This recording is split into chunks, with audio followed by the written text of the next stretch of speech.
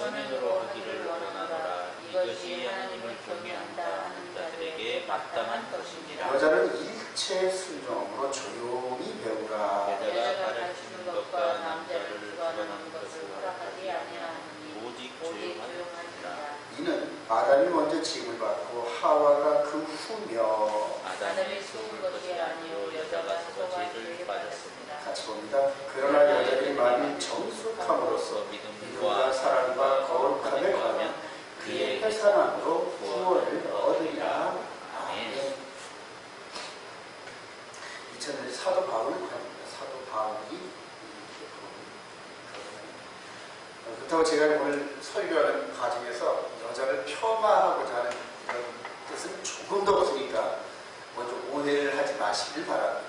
그래서 하나님 만드신 세상의 창조의 구조가 그렇다는 것과 함께 이런 구조를 우리가 이해하면 부부의 연합과 부부가 서로 해야 할 이런 일들을 정확히 깨달으면서 하나님의 역사가 부부가 임하고 가정간의 임하는 말씀이 그대로 비춰지면서 큰 능력이 나타나는 가정으로 될 줄로 믿습니다. 더불어서 이게 부부가 흠도 티도 없이 연합되어져 가는 그런 과정. 그러니까 우리 인간관계는 우리 인간들의 생각과 어떤 이런 부분에서 좌지우지되는 것이 아니라 오직 지으신 그분의 법칙에 따라 우리가 겸손히 순종할 때 그때 이루어지더라고요. 그때 이루어져요. 그래서 우리 각자 남자로 부름받았으면 남자로, 여자로 부름받았으면 여자로. 근데 요즘에 이게 그냥 트랜스젠더라 해가지고 이런 부분에서 막 엉망진창이 돼요. 이런 부분은 또 이래요. 무할례자로 부름을 받았느냐? 할례 받을 필요가 없다. 할례자로 부름을 받았느냐? 할례해라. 근데 할례자로 지금 부름을 받았잖아요. 그럼 자기도 모르게 8일 만에, 난지 8일 만에 이미 할례가 되는 거예요. 그러니까 자기 의지와는 전혀 관계없는 그런 속에서 이루어지는 할례, 이런 것들이 요즘에 할례 문제에 붙는데 아무것도 안 해요. 그러니까 이 껍데기는 알맹이가 드러나가지고 본체가 드러나면 껍데기는 그냥 필요가 없다는 그런 얘기예요. 근데 그럼 껍데기가 알맹이와 전혀 관계가 없느냐? 아니란 말이에요. 비록 껍데기지만은 알맹이를 지향을 하고 있거든요. 이런 성경 구조를 우리가 이해하면서 오늘 남자와 여자가 어떻게 지음을 받았는지 이런 부분에서 우리 주님과 우리 사이의 관계를 확인해보는 그런 시간을 갖기를 원합니다. 여러분, 여자의 구조가 이제 남자의 구조가 있고 여자의 구조. 자, 여자의 구조가 저어돼요? 잘 적어돼요? 여자의 구조는 아주 감성적입니다. 남자의 구조는 좀 무뚝뚝 감성적하고 좀 머리가 있어요. 그죠? 남자는 이제 덜 감성적이니까요. 그렇게 뭐라고 표현해야 될까, 남자는? 외형적. 네? 외형적. 외형적. 아, 우리 외형적 좋고, 이렇게. 외형적. 이런 부분. 그러니까, 감성적은 내면, 외형적은 외면에다 이렇게 전이가 되게 되죠. 그래서, 내면과 외면이 온전히 플러스가 되면은, 나름대로 어떤 완전함 이루어집니다. 자, 그런데 여기서 우리가 이렇게 말씀을 했듯이 외면만 있어도 안 돼요. 내면만 있어도 안 된단 말이에요. 이 둘을 연합시켜서 완전함을 이루는데 하나님께서는 우리의 부부의 가정생활을 통하여서 이런 훈련들을 해요. 그러니까 외면적인 사람은 내면적인 아내를 이해를 하려고 애를 쓰면서 완전해지는 거예요. 또 내면적으로 감성적인 여자의 입장에서는 남자를 이해하려는 그런 과정에서 외적인 외피 같은 껍데기를 던지는, 그래서 하여튼 외면과 내면이 완전함으로 이렇게 지향하는 그런 과정인 것 같아요. 자, 이 부분은 제가 왜 말씀을 드리냐면 성경에서 우리 예수님을 머리, 남편 이런 식으로 신랑 이런 식으로 비유를 하는 거죠. 자, 그리고 예수님의 신부로서 이제 교회라 이렇게 말해요. 교회. 이거는 물론 건물이 아니면 너무 잘하잖아요. 그죠?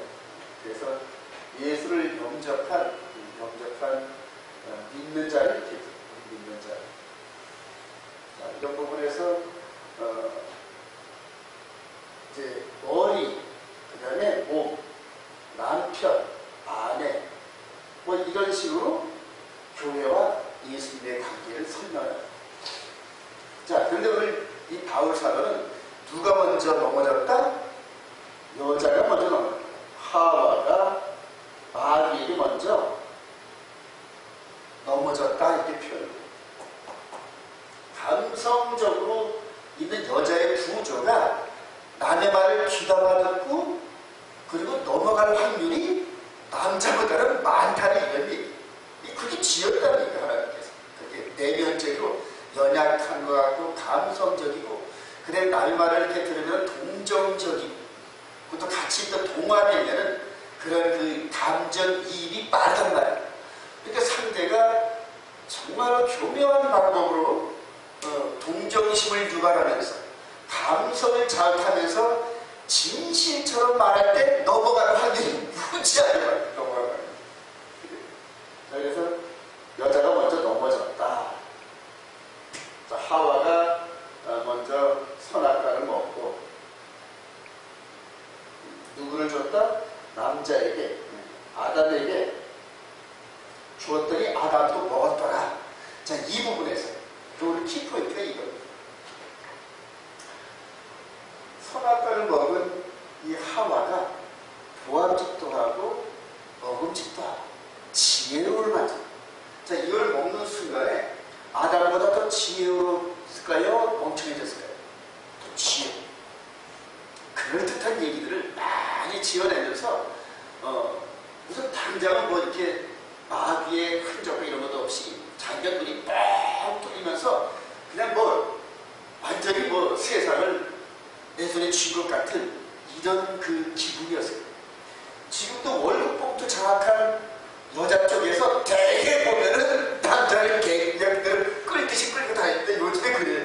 예전에는 그냥 월급봉투를 탁 내면 그때는 이제 남자로서의 이런 가부장적인 이런 멋이라 했더니 요즘에는 전부 다 통장을 흘러들어서 구경도 못하고 이제 그래요. 요즘에는 가정에서 돈, 경제로 움켜진 여자들이 남자를 그냥 그대로 좀 무시하는 듯한 이런 부분들도 있고 그 다음에 여권 신자유를 뭐니해서 페미니즘 이런 부분들이 사회 전반을 소개하면서 나이 50대, 60대 돼서 이렇게 된 가정들에게 보면 대부분 엄마들은 기사람, 아빠들은 기주거 이런 흐름을 가져요. 저는 그런 부분 속에서 여기가 생각나요. 선악과 열매를 따먹은 하와가 순진무구한, 아직까지 순진하지 않다. 순진무구한 아담에게 딱 꽂히면서 내 최대로 먹어봐. 아니요, 하나님께서 먹지 말라 그랬다니까. 그 다음에 아니 이렇게 먹지만 사람이 내가 먼저 안 죽었잖아. 이런 식으로 하면서 그냥 꼬치 해가지고 조금 더 지혜로운 듯한 이 여자 하와가 남자 조금 좀 외형적이고 하여튼 좀 뭉툭한 그런 아담에게 거의 강제 비슷하게 해서 비겼을 거다. 난 그렇게 생각이 듭니다. 자, 이것은 왜 이런 유추가 가능하냐면 한번 더 나가볼까요? 자, 아담 이 부분에서 나타난 이분이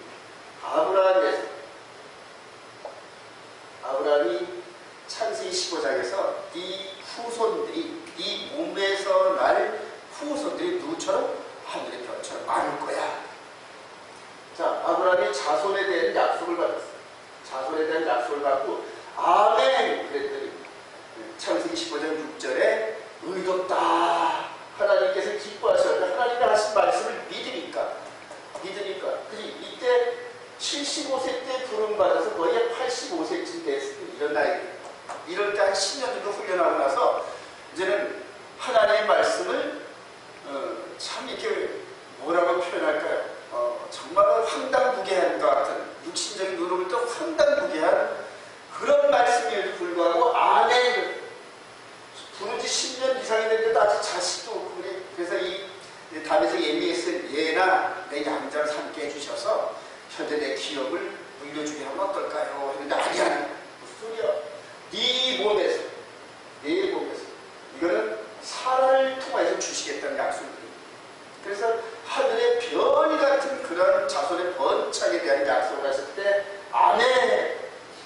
이후로 창세기 17장에 할례를 행하는 그때까지 약 15년 세월이 흘렀어요. 15년 세월이 흘렀는데 그 가운데 누구를 얻었다? 하나를 첩으로 얻어가지고 하나를 첩으로 얻어서 누구를 낳았다?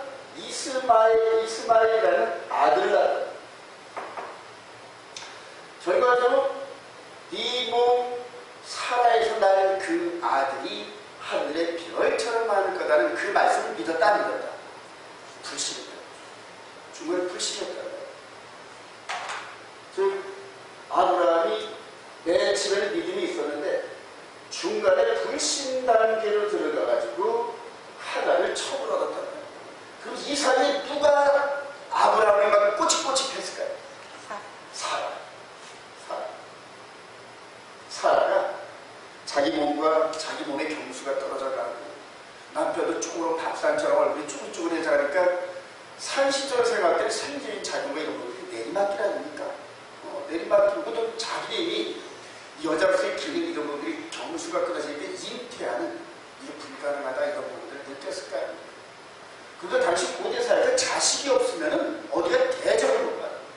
자식이 있으면은 그 아버지한테 해코지라면 누가 원수를 갚아준다? 아들이 원수를 갚아주니까 이 아들은 이 장사의 수중에 화살 같은 그런 든든함이 있어요. 그 고대사에서 아들이 그냥 뚜꼬비 같은 아들들이 한 10명씩 이렇게 딱 서가지고 아버지가 갈 때 뒤에서 한 10명쯤이 이런 아들들이 호의를 하면 얼마나 프라우드 하겠습니까? 다시 고대사에는 그랬단 말이에요. 더군다나 이 아브라함은 318명인가요? 그 정도의 군사 같은 그런 목부들을 거느렸다. 지금으로 말하면 하천이사를 건드렸다. 자, 그런 아브라함인데 이 기업을 유업으로 이길 자가 없는데 요즘 이조시대 왕조를 생각하면 나라가 번창하고 번성하는데 자식이 없어. 그러니까 왕조가 불안하단다. 이런 개념으로 보면 됐다. 그러니까 그 옆에 중전마마인 이 사라가 하나님에 대한 이런 부분들이 제안을 했을 때 맨 처음에 아브라함이 거절했을까요? 아이고 좋아했을까요? 거절했을까요?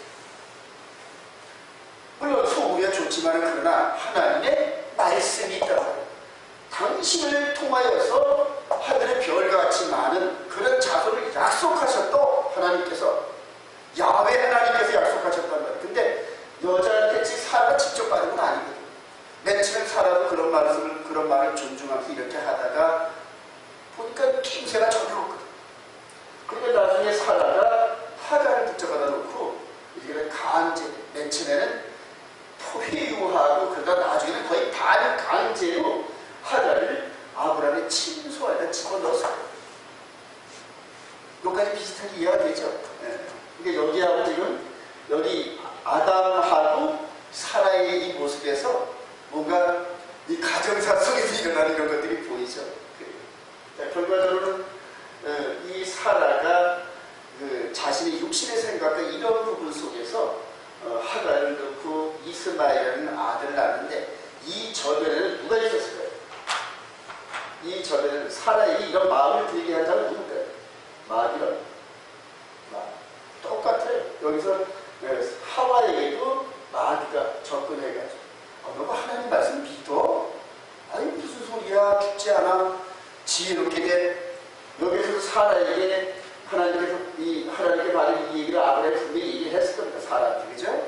근데 그 귀 속에 들려오는 마귀의 속삭임. 아니 그걸 믿는다는 얘기야? 말도 안 되는 소리 하고 있네. 이 말을 들은 이 사라 입장에서는 첫째 지혜롭지도 않은 거지. 아브라함보다 더 지혜롭잖아. 왜냐면 육신적인 이런 생적 작용 이런 부분들을 일일이 설명하면서 나는 지금 안 돼. 이제는 당신 나 껴안았자 이제 썩은 고목나무 같은 이런 거 알잖아. 이런 식으로 해서 지혜롭게 설득을 하고 논리적인 똑똑해 보인다. 근데 믿음이 있는 오직 믿음만 갖고 있는 이 아브라함은 보이지 않는 하나님의 말씀, 그것도 남들이 전혀 듣지도 못해 증인도 없는 그 말을 믿으면서 우직하게 나가니까 나중에는 완전히 이해한 대로 이게 뭔가 여자한테 물려졌다는 그런 모습으로 코너에 몰렸을 거예요. 결론은 이렇게 됐습니다. 자, 오늘도 마찬가지입니다, 여러분. 오늘도 이 범주에서 벗어나질 않아요. 아담의 가정이나 아브라함의 가정, 오늘날 우리들의 가정이나 이 부분에서 크게 벗어나지 않습니다. 크게 벗어나죠. 그런데 여러분 유감스럽게도 항상 어떤 가정이 무너질 때, 어떤 가정이 마귀 미혹에서 넘어질 때 그 시작은 되게 여자서부터 시작해요.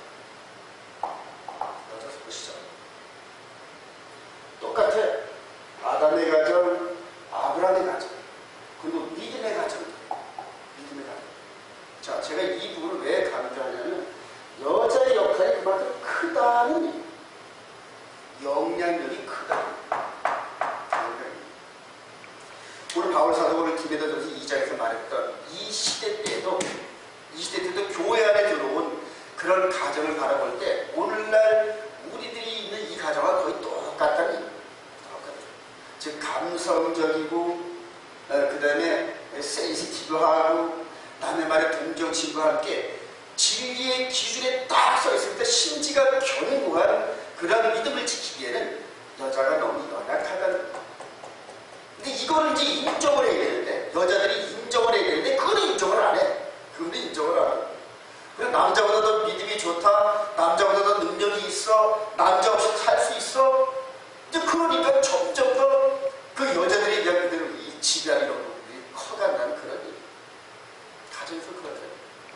근데 그게 지금 뭐다? 여자가, 즉 몸된 여자가 머리된 남자를 위해한다는 그런 구조가 된다. 이 구조가 바뀝니다. 지금 현재 우리 예수님께서도 교회를 몸값으로 이게 이 몸으로 지불하시고 피값으로 지불하시고 죄값 다 지불하시고 교회를 세우셨다. 그리고 교회에 말씀을 주셨다. 새 언약을 주셨다.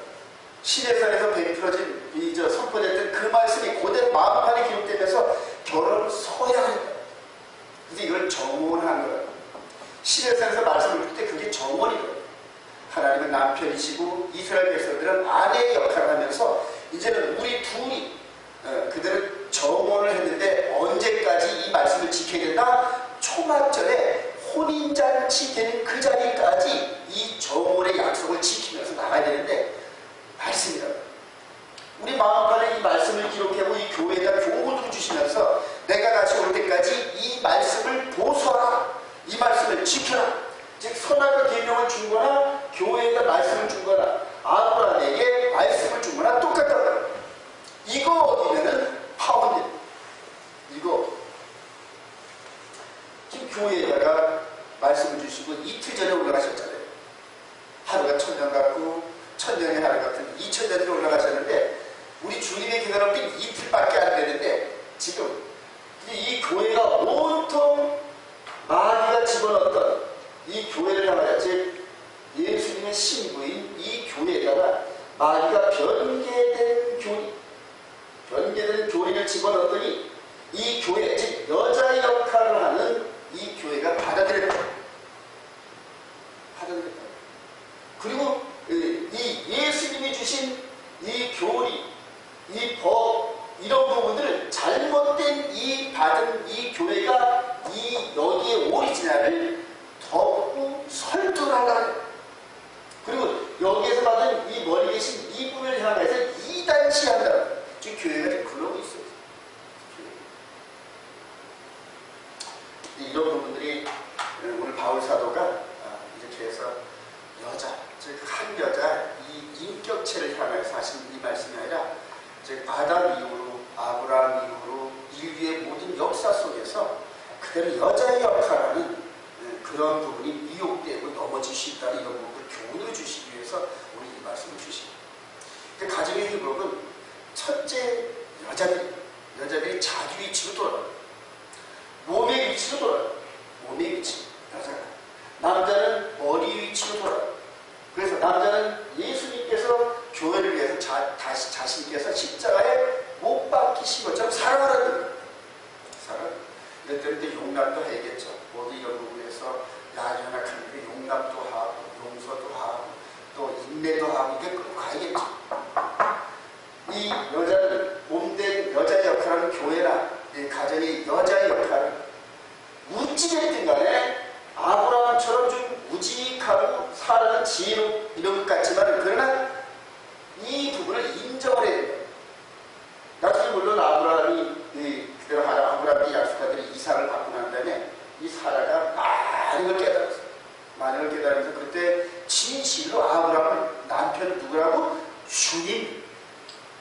그래서 갈라디아서 보면은 이 사라가 자기 남편을 주라 했듯이 지금 이 가정에서도 이 여자는 남편을 주인으로 섬겨요. 그러니까 이 주인으로 섬기는 이 그림 속에서 여자된 아내된 교회와 예수님의 관계가 투영된다. 이 질서가 깨지면 그다음부터 막강한 가정이 되는 거예요. 이게 이제 하나님의 설계예요. 이 세상을 창조하신 설계, 예수님을 내어주신 설계. 기본 질서, 가정의 질서, 이런 부분이 깨지면 그다음부터 자녀들이 그걸 본받으면서 똑같이 흘러가요. 아버지를 무시하게 되고 남편을 무시하게 되고 그런 버릇들이 또 내려가면서 또 이런 식으로 돼요.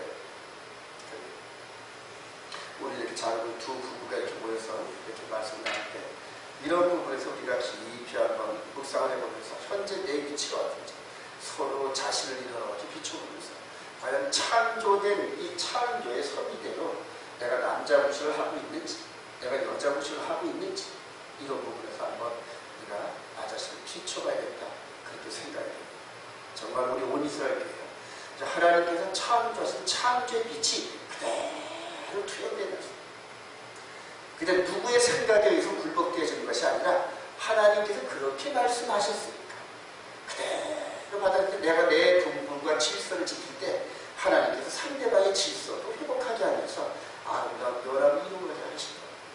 이렇게 해서 정말 우리 온 이스라엘의 이 가정들이 이런 아름다운 하나님께서 인정하시고 정말 그냥 하늘에서 보시면서 그냥 복을 주시려고 그냥 그대로 막 피개거리를 만드시는 그래서 그렇게 복을 받으면서 마지막 때 크게 들고 높이 들려서 우리 주의 영광을 드러내 사역을 감당하는 가정들이 되시고 주님의 이름으로 축원드립니다. 기도하십시다.